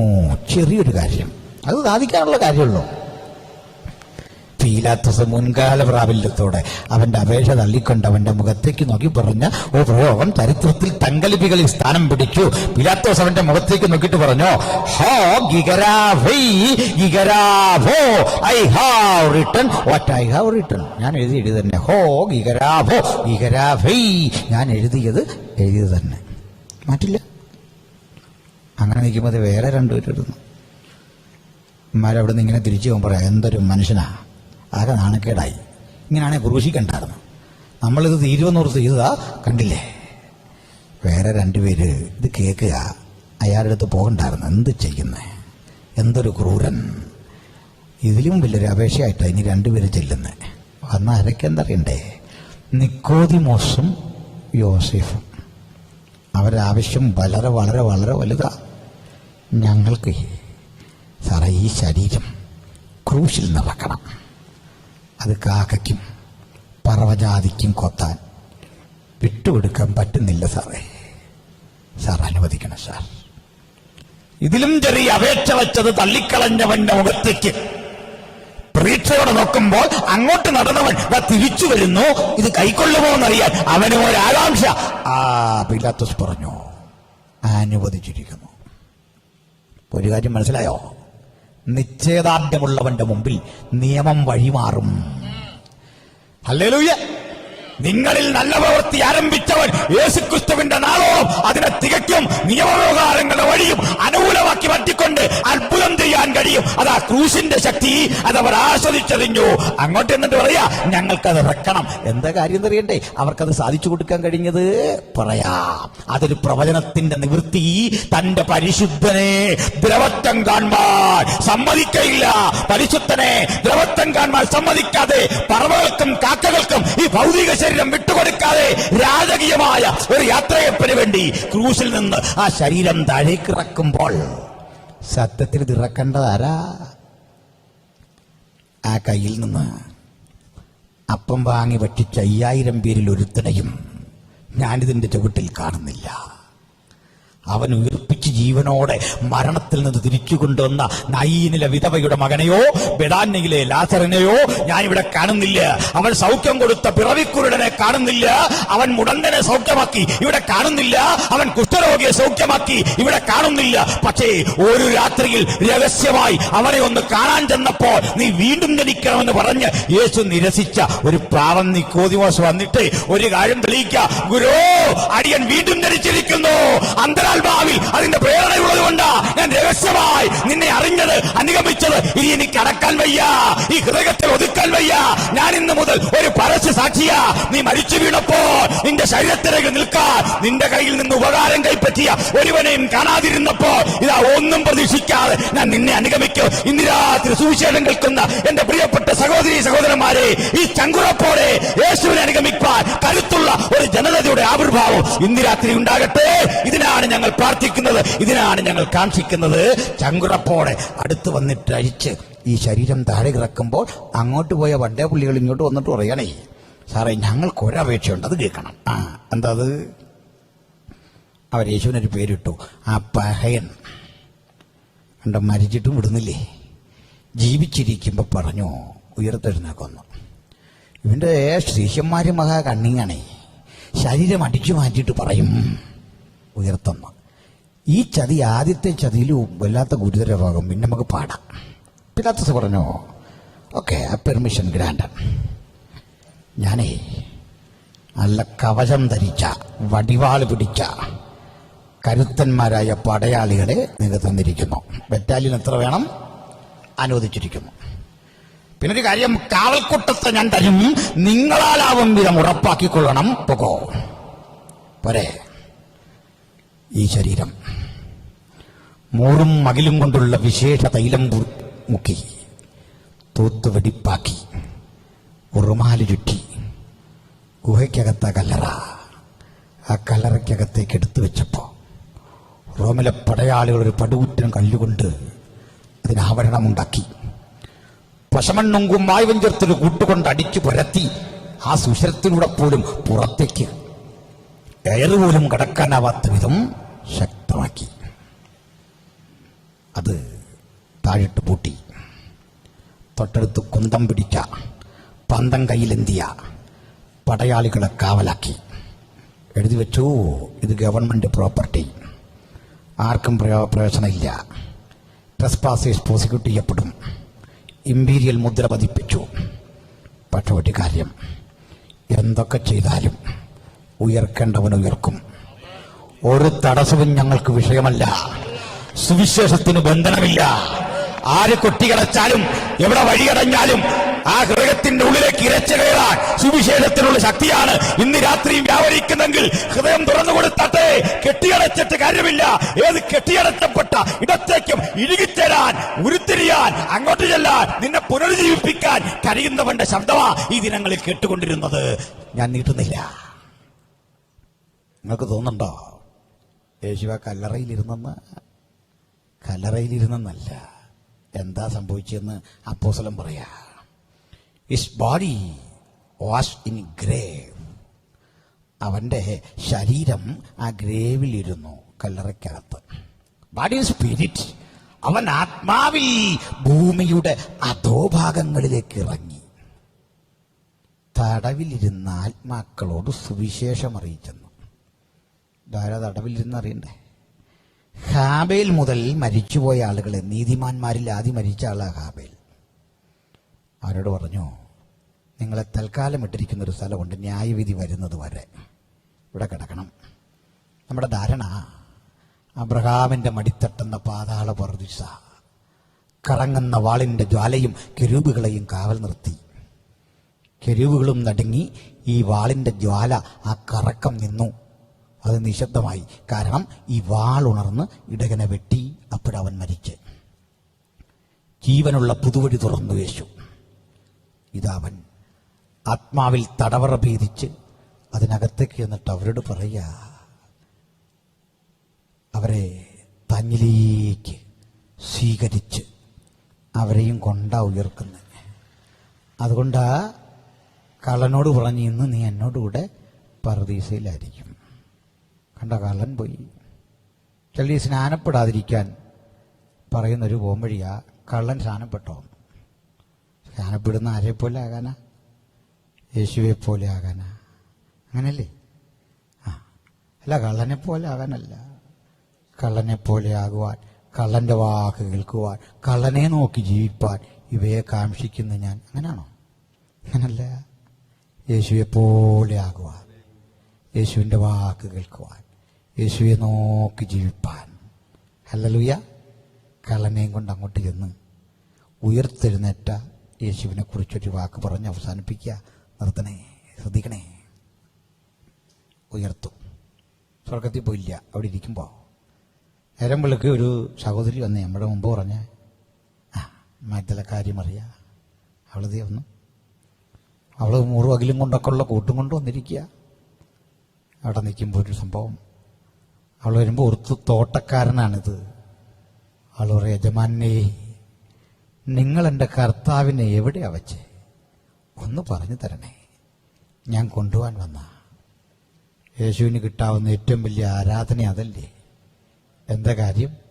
അവൾ 12 ഈശന്മാരുടെ കൂടെ ഉള്ള ആളല്ലേ?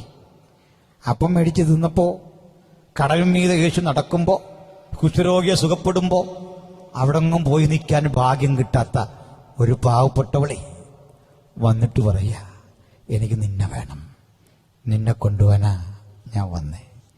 ഈ യോഗത്തിൽ യേശുവിനെ ഹൃദയത്തിൽ കൊണ്ടുപോകാൻ എത്ര പേര് വന്നു? ഹല്ലേലൂയ. നമ്മുടെ ഈഗോ മുഴുവൻ ഇവിടെ തീരട്ടെ. നമ്മുടെ പാരമ്പര്യ ബോധം മുഴുവൻ ഈ ക്രൂശിന്റെ ചുവട്ട് തീരട്ടെ. എനിക്ക് നിന്നെ ജീവിതത്തിൽ ഏറ്റെടുത്ത് പോണം. ഈ ബോധ്യം എത്ര പേരെ ഭരിക്കുന്നോ? യേശുവിന്റെ സാന്നിധ്യം ഇന്ന് രാത്രി നമ്മുടെ മധ്യത്തിലുണ്ട്. എന്റെ സന്തോഷം. പ്രിയരെ, ഇവള് നമ്മൾ 3 പേരെ ഇവിടെ കാണാം. അപ്പം ഭക്ഷിക്കാത്ത, കൂടെ നടക്കാത്ത, ലിസ്റ്റിൽ പേര് വരാത്ത, 12 പേർക്കൊപ്പം ഇല്ലാത്ത, 70 ശിഷ്യന്മാരുടെ ഗണത്തിലും പെടാത്ത നിക്കോദിമോസും അരിമത്തിയിലെ യോസേഫും ഈ സ്ത്രീയുമാണ് യേശുവിനെ കാണേണ്ട ഘട്ടത്തിൽ കണ്ടത്, നിർണായക ഘട്ടത്തിൽ കണ്ടത്. ആരവാരങ്ങളുടെ തിരക്കിൽ യേശുവിനെ കാണാൻ ആളിഷ്ടം പോലെ പിറവി കൊണ്ട് യേശുവിനെ കാണാൻ ഒരു വലിയ ആക്രമിക സംഘം. പിന്നെ ഇതാ വിദ്വാൻമാർ വലിയ ബഹളം, കാഴ്ചവസ്തുക്കൾ കൊടുക്കുന്നു. ആകപ്പാടെ വലിയ സംഭവം. കടലിൻ മീതെ നടക്കുന്നവനെ കാണാൻ ആളും ആർത്തവും ആരവാരങ്ങളും. ഇതാ അവൻ കഴുതപ്പുറത്ത് വരുമ്പോൾ കാണാൻ ഒരു വലിയ ജനാവലി. പക്ഷെ ക്രൂശിക്കപ്പെടുമ്പോൾ, അവൻ നോക്കി ജനാവലി പരിഹസിക്കപ്പെടുമ്പോൾ, ഈ യേശുവിനെ ആക്ഷേപിക്കുമ്പോൾ, ക്രൂശിക്കപ്പെട്ടവനെ കണ്ടിട്ട് ആ ശരീരം ചോദിച്ചു തന്ന 2 പേർക്കൊപ്പം ജീവിതം കൊണ്ട് വില കൊടുക്കാൻ സന്നദ്ധത ഉള്ളവന്റെ പേരാ ക്രിസ്ത്യാനി. ഉയർത്തെഴുന്നേൽക്കപ്പെട്ടവനെ കാണാൻ അതിപ്രഭാതത്തിൽ ഇരുട്ടുള്ളപ്പോൾ അവരെ കാണാൻ ചെന്നവന്റെ പേരാ ദൈവത്തിന്റെ മകൾ. ഹല്ലേലൂയ. ആ ബോധ്യത്തിലേക്ക് എത്ര പേർ കടുക്കാൻ ഇന്ന് രാത്രി കഴിയും? ഞാൻ നീട്ടുന്നില്ല, അവസാനിപ്പിക്കട്ടെ. ഇതിൽ ആരാണ് നീ? പേരുള്ള പത്രോസോ, തോമസോ, യോഹന്നാനോ അതുപോലെ ആകണോ? എത്ര പേർക്ക് ഇഷ്ടമുണ്ട് ഈ മറിയെപ്പോലാകണം? ഞാനെന്ത് യേശുവിൽ നിന്ന് പ്രാപിച്ചു എന്നല്ല, ഈ ജീവിതം കൊണ്ട് എനിക്ക് യേശുവിന് വേണ്ടി എന്തായിത്തീരാൻ സാധിച്ചു. പ്രതിഫലർച്ച കൂടാതെ എനിക്ക് എങ്ങനെ യേശുവിനായി പ്രയോജനപ്പെടാൻ സാധിച്ചു. POPയിലെ പ്രിയ സഹോദരങ്ങളെ, യൗവനക്കാരെ, സഹോദരി സഹോദരന്മാരെ, മാതാപിതാക്കളെ, എത്ര പേർക്ക് വേണം യേശുവിന്റെ ദിവ്യ സാന്നിധ്യം, ദിവ്യ ചൈതന്യം? എനിക്ക് അവനെ പോലെ ആകണം. എനിക്ക് എൻ്റെ യേശുവിനെ സ്വീകരിക്കണം. എനിക്ക് യേശുവിനെ പ്രസംഗിക്കണം. എനിക്ക് യേശുവിൻ്റെ പൈതലാകണം. എൻ്റെ കുഞ്ഞ് യേശുവിനെ അറിയണം. എൻ്റെ കുഞ്ഞ് യേശുവുള്ളവളാകണം, യേശുവുള്ളവനാകണം. ജീവിതത്തിന്റെ ഏത് വഴിത്താരയിലും എൻ്റെ പ്രതീക്ഷ എൻ്റെ മക്കൾ യേശുവുള്ളവരാകണം. ഈ ബോധ്യം എത്ര പേർക്കുണ്ട്? സ്നേഹിത, മറ്റു പലതും ജീവിതത്തിലുണ്ടെങ്കിലും ക്രൂശാണ് നമ്മുടെ സമ്പത്ത്. എല്ലാവരും കണ്ണുകളടച്ചട്ടെ, ഹൃദയങ്ങളെ ഏകാഗ്രമാക്കട്ടെ. ഞങ്ങൾ ആത്മാർത്ഥമായി ഒരു വേള നിങ്ങൾക്ക് വേണ്ടി പ്രാർത്ഥിക്കുകയാണ് സഹോദരങ്ങളെ. ജീവിതത്തിൻ്റെ നെഞ്ചിലിരുന്നിരിക്കുന്ന നെരിപ്പോട് പോലെ പുകയുന്ന ഒട്ടേറെ പ്രശ്നങ്ങൾ നിങ്ങൾ ഇന്നിവിടെ കൊണ്ടുവന്നിട്ടുണ്ടോ? അത് ഈ ക്രൂശിൻ്റെ ചുവട്ടിൽ വെക്കണേ. ഒരു മഗ്ദലനെ പോലെ സന്തോഷം ആസ്വദിച്ചു കടന്നു പോകണേ. എനിക്കെൻ്റെ യേശുവിനെ അനുഗമിക്കണം. എനിക്കെൻ്റെ യേശുവോട് ചേർന്ന് നടക്കണം. എൻ്റെ മക്കൾ യേശുവോട് ചേർന്ന് നടക്കണം. എൻ്റെ ഭർത്താവ്, എൻ്റെ സഹോദരൻ, എൻ്റെ ഭാര്യ, എൻ്റെ കുഞ്ഞുങ്ങൾ അവർ യേശുവുള്ളവരാകണം.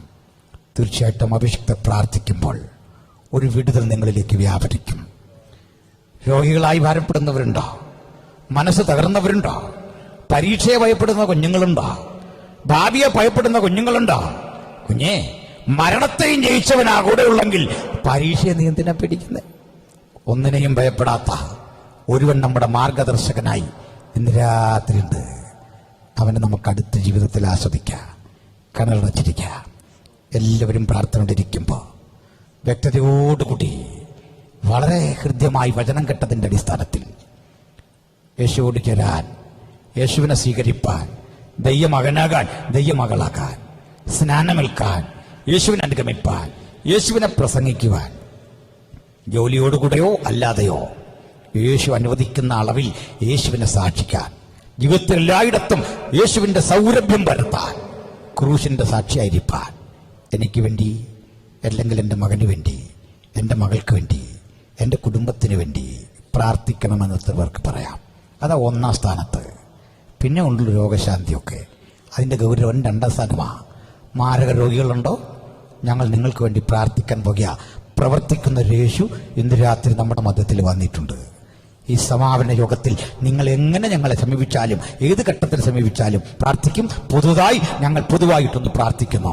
ഈ ഘട്ടത്തിൽ ഈ വചനത്തോട് പ്രതികരിച്ചുകൊണ്ട് എനിക്ക് എൻ്റെ യേശുവിനെ അനുഗമിക്കണം, എനിക്ക് ദൈവവൈതലായിരിക്കണം, സ്നാനമേൽക്കണം, എൻ്റെ കുഞ്ഞ് യേശുവിനെ അനുഗമിക്കണം, അവൾ യേശുവിൻ്റെ സാക്ഷിയാകണം, യേശുവിനെ പ്രസംഗിക്കണം.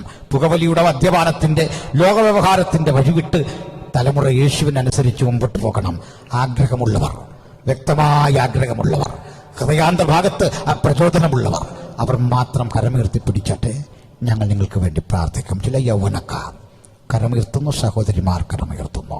ലജ്ജ കൂടാതെ കരമുയർത്ത, ലജ്ജ കൂടാതെ കരമുയർത്തുന്നു. തമ്പുരാന്റെ സന്നിധിയിൽ ഞാൻ കീഴടങ്ങുന്നു എന്ന താഴ്മയുടെ ബോധമാണ്. ചില കൂടി കരമുയർത്തുന്നു.